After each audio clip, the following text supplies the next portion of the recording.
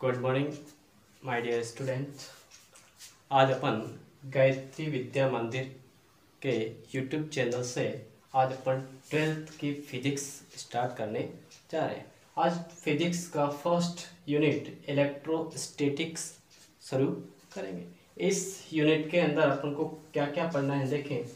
एक आवेश एवं आवेश के गुणधर्म, विद्युत क्षेत्र, विद्युत विभव, गाउस के अनुप्रयोग एवं संधारित्र, ये 4-5 टॉपिकों के बारे में अध्ययन करना है। तो आज अपन शुरू करते हैं। प्रथम टॉपिक आवेश के बारे में केवल अपन बात करेंगे।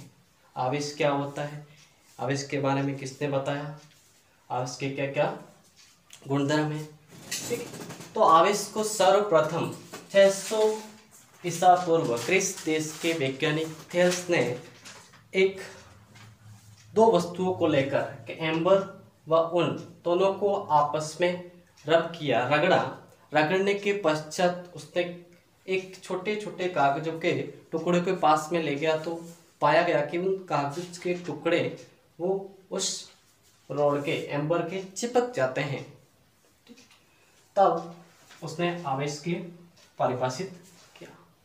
अब आवेश का एक्चुअल मीनिंग क्या है, तो आवेश एक्चुअल में देखें तो जितने भी मूलभूत कण किसी द्रव्य को बनाने के लिए आवश्यक है उसमें एक आवेश को भी माना जाता है। ठीक है, अब आवेश क्या क्या करता है। आवेश किसी द्रव्य का वह भौतिक गुण होता है जिसमें वह विद्युत प्लस चुंबकीय गुण प्रदर्शित करता है। ठीक है, अब विद्युत का कब करेगा, कब चुंबकीय का करेगा, जब आवेश स्थिर होता है। आवेश स्थिर होने के केस में केवल विद्युत के गुण प्रदर्शित करेगा, अर्थात उस आवेश के चारों ओर केवल विद्युत क्षेत्र ही होगा। ये स्थिर आवेशों के बारे में अध्ययन करने वाली ब्रांच को ही अपन कहते हैं स्थिर वैद्युतिकी। अर्थात स्थिर वैद्युतिकी को अगर सही से परिभाषित करें तो होता है भौतिक विज्ञान की वह शाखा जिसके अंतर्गत स्थिर आवेशों के बारे में अध्ययन किया जाता है। अब आवेश की आगे संकल्पना, चुंबकीय गुण। चुंबकीय गुण कब होगा, जब आवेश एक नियत कांस्टेंट वेलोसिटी से गति करेगा, तब आवेश के पास में विद्युत क्षेत्र तथा चुंबकीय क्षेत्र दोनों उत्पन्न होते हैं। और आगे देखें कि यदि आवेश कांस्टेंट वेलोसिटी से गति न करते हुए त्वरित गति करता है तो उस आवेश के चारों ओर विद्युत क्षेत्र, चुंबकीय क्षेत्र तथा उसके साथ में EMW इलेक्ट्रोमैग्नेटिक वेव्स उत्पन्न होती है। अब आवेश की संकल्पना किस आधार पर देते हैं, आवेश की संकल्पना किस आधार पर।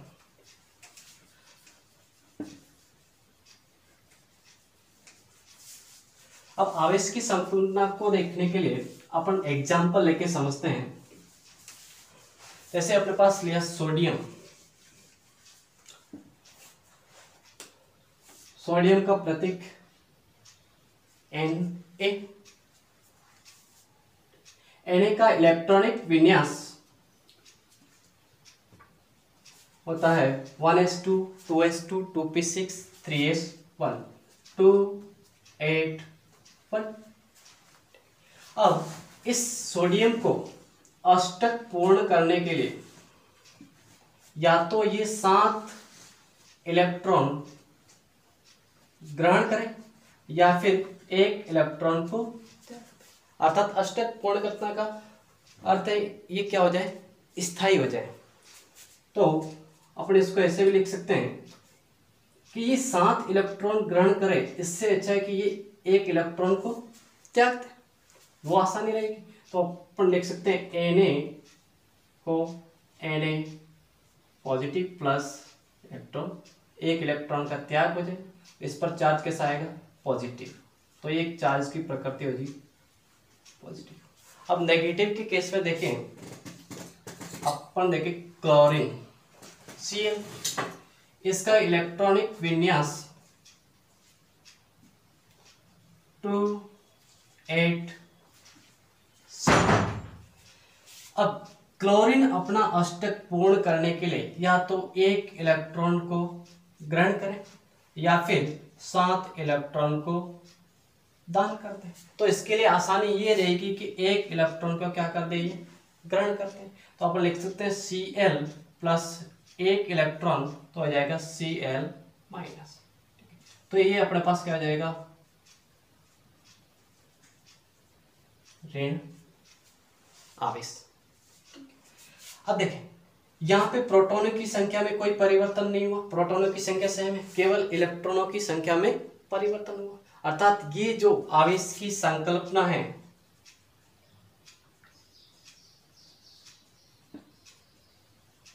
किसके बेस पे देगी, इलेक्ट्रॉन के बेस पे। अब परमाणु के अंदर तो इलेक्ट्रॉन, प्रोटॉन और न्यूट्रॉन होते हैं, प्रोटॉन के आधार पर भी दे सकते हैं, क्यों नहीं देगी उसको देखें। परमाणु के अंदर इलेक्ट्रॉन उसके बाह्यतम कक्ष में होते हैं और प्रोटॉन प्लस न्यूट्रॉन कहाँ पे होते हैं, उसके नाभिक में। अब आपको पता है मास ऑफ प्रोटॉन 1837 गुना होता है मास ऑफ इलेक्ट्रॉन के, अर्थात इतना ज्यादा भारी होता है इलेक्ट्रॉन की तुलना। दूसरा, नाभिक के अंदर प्रोटॉन प्रबल नाभिकीय बल के द्वारा बंधे होते हैं, इसलिए अपन प्रोटॉन को निकालना बहुत ही कठिन है। इसलिए सारी संकल्पना किसके आधार पर दी गई है, इलेक्ट्रॉन पे आधार पर। ठीक है, अर्थात आवेश की संकल्पना किसके आधार पर है, इलेक्ट्रॉन। या तो इलेक्ट्रॉन ग्रहण करेगा या इलेक्ट्रॉन त्यागेगा, इलेक्ट्रॉन। अब आवेश के प्रकार की बात करें,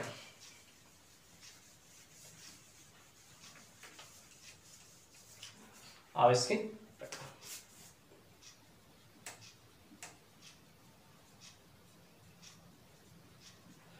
आवेश एक होगा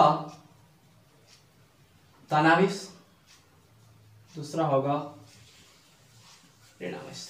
धनावेश कब, अर्थात इलेक्ट्रॉन की हानि या फिर अपन कह सकते हैं कमी। ऋणावेश इलेक्ट्रॉन की अधिकता। ये आवेशों के बारे में किसने बताया था, बेंजामिन फ्रैंकलिन। एक धनावेश होगा, दूसरा ऋणावेश। एक आपने सुना होगा वस्तु व्यक्ति निरावेशित या फिर उसको कहते हैं अपन अनावेशित। इसका अर्थ क्या है, निरावेशित या अनावेशित का अर्थ ये नहीं कि उस पर कोई आवेश नहीं है, आवेश होगा, लेकिन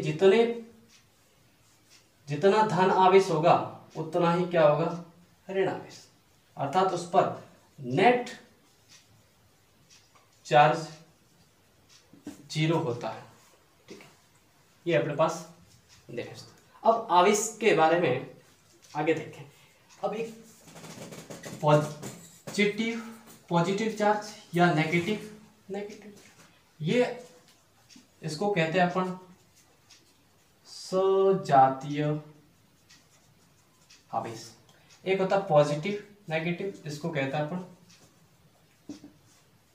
विजातीय आवेश। सजातीय आवेश हमेशा क्या होंगे, प्रतिकर्षित। विजातीय आवेश हमेशा क्या होंगे, आकर्षित। ठीक है, हाँ। अब आवेश के प्रकार देख लिए। अब देखें आवेश के मात्रक, प्रतीक चिन्ह किसके द्वारा प्रदर्शित करेंगे। ठीक है, तो मात्रक एवं पर देखें प्रतीक। पहले अगर बात करें प्रतीक की, तो आवेश को अपन दर्शाते हैं कैपिटल क्यू से या स्मॉल क्यू के द्वारा। मात्रक देखें तो एसआई मात्रक होगा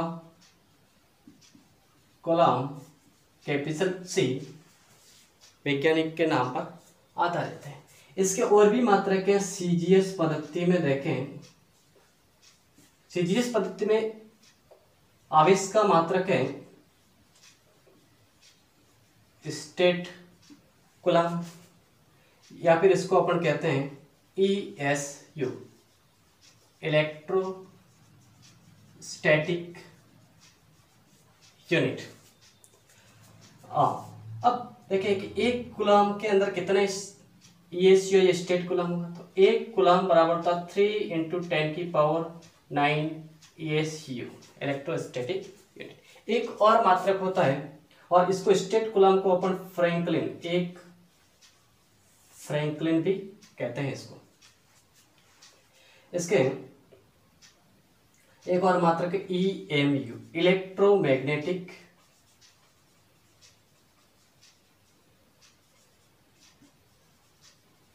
यूनिट।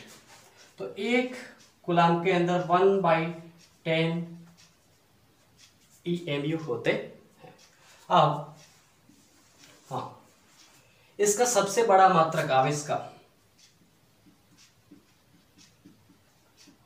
का बड़ा मात्रक होगा फेरड,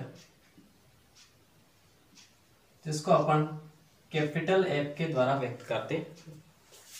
एक कूलम के अंदर 96500 या एक फेरड के अंदर 96500 कूलम होते। इसके अंदर अपने 11th क्लास में पढ़े होंगे माइक्रो, मिली, नैनो, पिको। तो एक होता है मिली को अपन m से दर्शाते हैं, और ये होता है 10⁻³ दूसरा होता है माइक्रो, जिसको अपन म्यू के द्वारा प्रदर्शित करते हैं, और 10⁻⁶। दूसरा होता है नैनो, स्मॉल n से 10⁻⁹।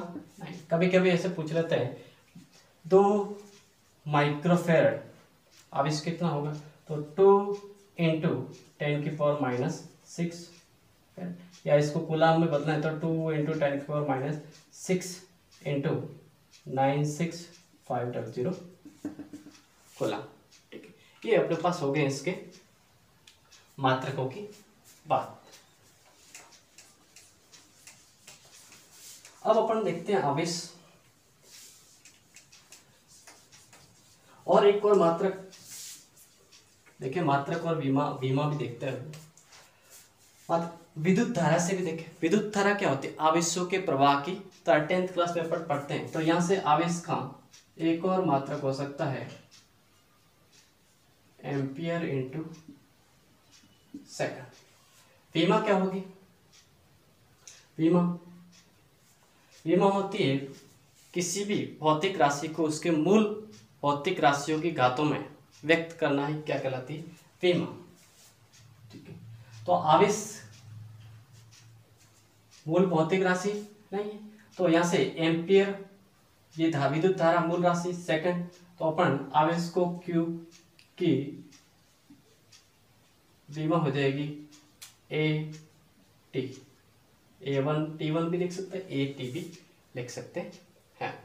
ठीक है, हाँ ठीक है, अब बंद कर दें।